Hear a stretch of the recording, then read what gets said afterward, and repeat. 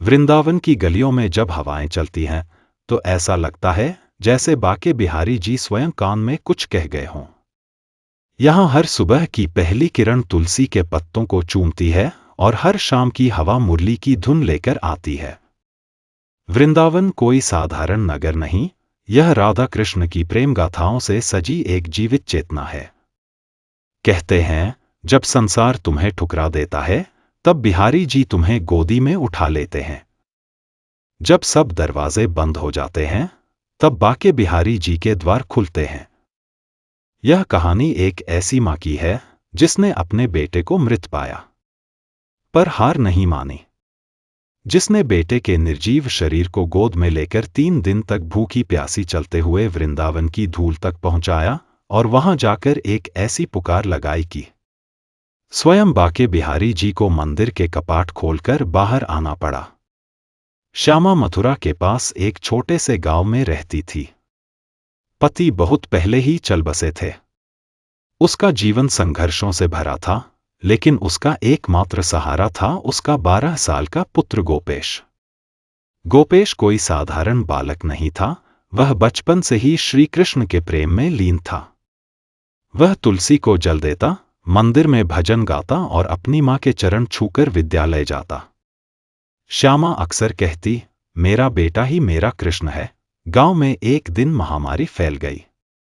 बच्चे बीमार पड़ने लगे और एक रात गोपेश को तेज बुखार आया। शरीर तपने लगा, आंखें सुर्ख हो गईं। 3 दिनों तक श्यामा उसकी सेवा करती रही। पट्टियां, दवाएं, झाड़ फूंक सब करवा चुकी थी। पर चौथे दिन गोपेश ने अपनी आंखें बंद कर लीं। गांव वाले बोले, श्यामा अब भगवान को मानो। गोपेश नहीं रहा, लेकिन श्यामा चिल्लाई, नहीं, मेरा बिहारी लाल अभी जागे नहीं है। जब जागेंगे मेरे लाल को भी उठाएंगे। श्यामा ने बेटे के निर्जीव शरीर को सफेद चादर में लपेटा, उसे गोद में लिया और नंगे पांव बिना अन्नजल के चल पड़ी वृंदावन की ओर। हर गांव, हर मोड़ पर लोग ताने मारते, वह सीढ़ियों पर बैठ गई और बेटे को अपनी गोद में लेकर बोली, हे बिहारी जी, मां यशोदा को तो आपने उधार का बेटा दिया था, मुझे तो मेरा ही वापस दे दो। श्यामा वहीं मूर्छित हो गई। मंदिर के पुजारी श्रीनिवास जी को उस रात स्वप्न आया।